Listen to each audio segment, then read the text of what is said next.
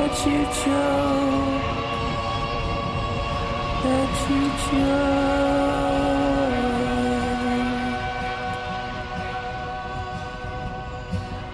We hope that you choke, that you choke. And we're back. How you doing, Mallory? I'm great. Great. You? You're tired. Been doing this for too long. Almost at 2 hours. First feedback from Laura.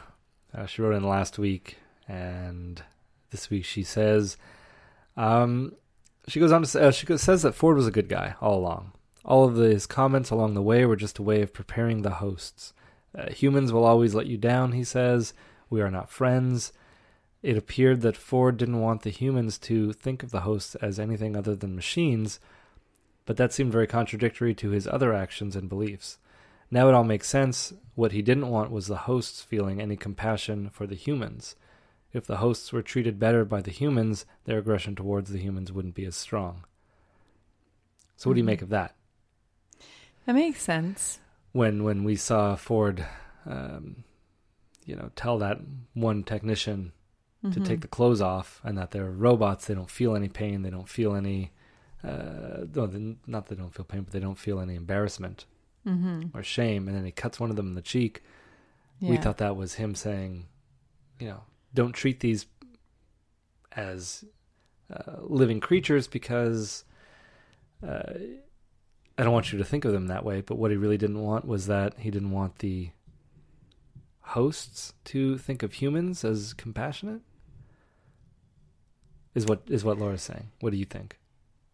Yeah, I mean, but I think that's a little extreme. I don't know if that's what... does Ford really want them to have a mass revolt against humankind and take over? Like, is that his goal here? Well, that's what we ended. Or does he just want them to be on. free? Like, does he just want them to break away from the shackles? Yeah, but he also said that they can never break away from the shackles with humans still around, because humans will never allow them to coexist. Okay, so basically he just set into motion the demise of the human race. Yeah, well, it's like when you're that old, it's like you don't need to have the human race live on, especially after everything. But I feel like these robots are just going to end up being the same way as the humans are, and it's just a vicious cycle at that point. Yeah. I mean, they were made by humans, so... Yeah, and if they're able to gain consciousness, then they're going to have the same problems and issues that humans now have, and it's just... You're just replacing one species with another. Yeah. But they can never die, which makes it even worse, because they're just going to be living in a loop their whole lives.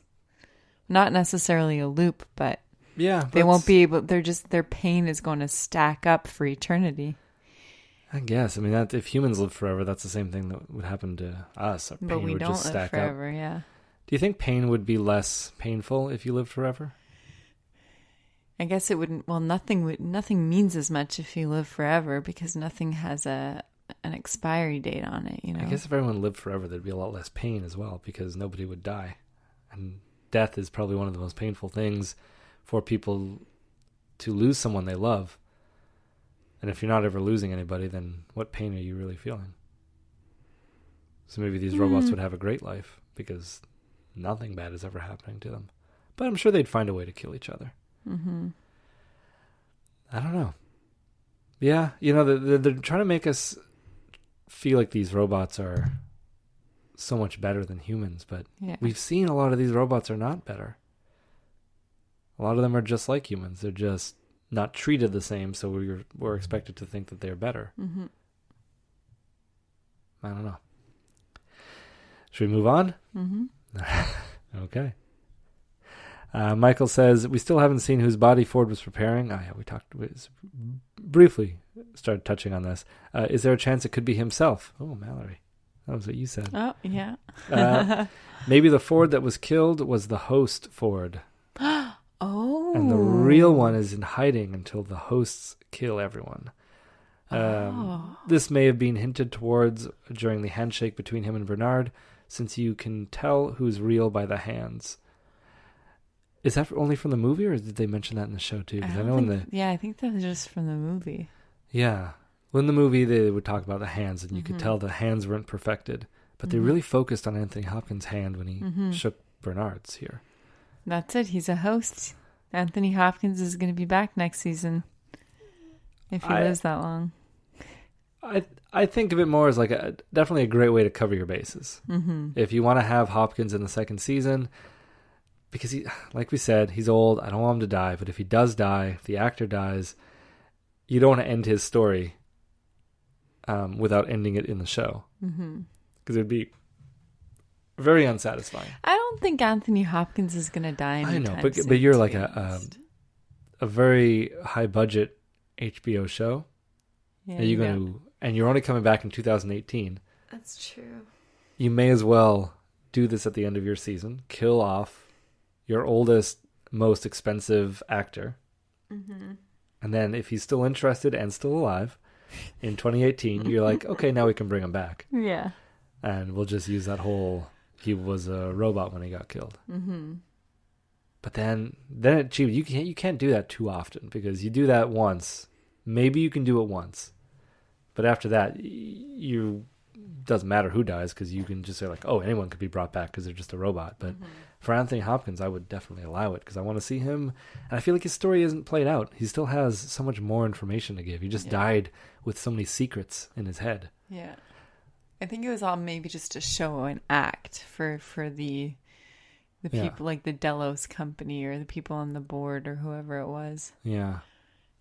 But, or maybe like a theory you had early on, I think, when like in the first episode, that maybe Ford wanted to have his consciousness put into a robot.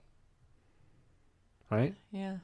So maybe he did get himself killed, his physical, actual organic body, and then put his soul, I guess, his But why he wants to be immortal? Maybe. Maybe he implanted himself in the other hosts. I don't know.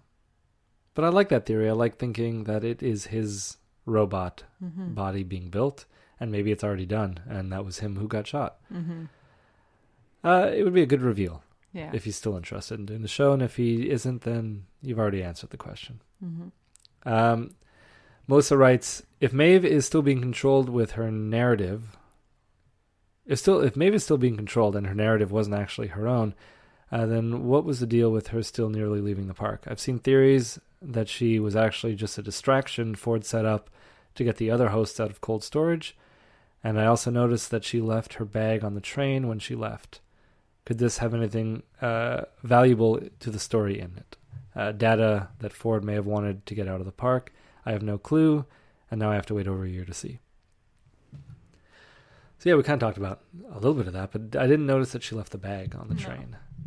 And maybe that was the whole thing. Maybe that was infiltrating the mainland with information in that bag, but I don't know what information it would be. But Ford can smuggle data out as much as he wants. It's his own data, right? So it wouldn't be him who set into motion those events. Like he wouldn't.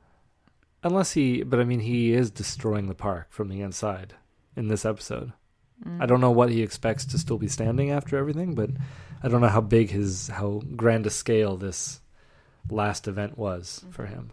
If it was really, he's hoping the whole park gets destroyed, and maybe in that bag is just, the information that needs to get out into the world. Maybe. But I don't know. I don't know enough. I got to watch that episode again, see if they really lingered on that bag. Yeah, the bag seems to be important. Yeah, but we saw before the bag was just what her clothes were in. Yeah. But she kept it with her, so it's got to be something else in there too. I don't know. So like I said, we do have more feedback, but I'm going to save it for our recap episode since it deals with bigger picture stuff. I want to give this season a complete rewatch and let some of the information settle. Mallory, you don't have to, like I said. So next episode will mainly be our thoughts on the first season as a whole, plus your listener feedback, comments and theories, as well as the Delos website involvement in the show. I'm hoping that we'll be back periodically throughout the 2017 year. every now and then we can do a review on the movie. I'd like to kind of get a hold of the old TV series. Mm-hmm. And maybe we can do a quick review on that. And anytime there's any pertinent information regarding the show or news, we can kind of let that culminate and then let it out in another shorter episode, if you're down for that. Sure. Yeah, we can do it just to keep our keep things going, so we don't lose our knack, if we ever even had one. Well, we need practice, so we'll spend 2017 practicing. Okay. And so we are not going to go into a deep and dreamless slumber in 2017. We will, as nice as that does sound, we will just stay awake, naps, and vigilant. Yeah. So that's gonna. Do you have anything to say, Mel? Nope. No. Okay. So that's going to do it for this week's episode. We want to remind you that if you have any feedback or theories, get it in. You have 2 weeks before we do our final show. And also, send it into westworldroundup@gmail.com. See, I'm already slipping. I'm already losing it. Westworldroundup@gmail.com again. And please take a moment to visit us on iTunes to give us a rating, leave a review, and we will see you in a few weeks. Take care. Take care. That was my line. Say your own line. See you later. See you next year. See you in 2 weeks. 2018. No, in 2 weeks. We'll see. Bye.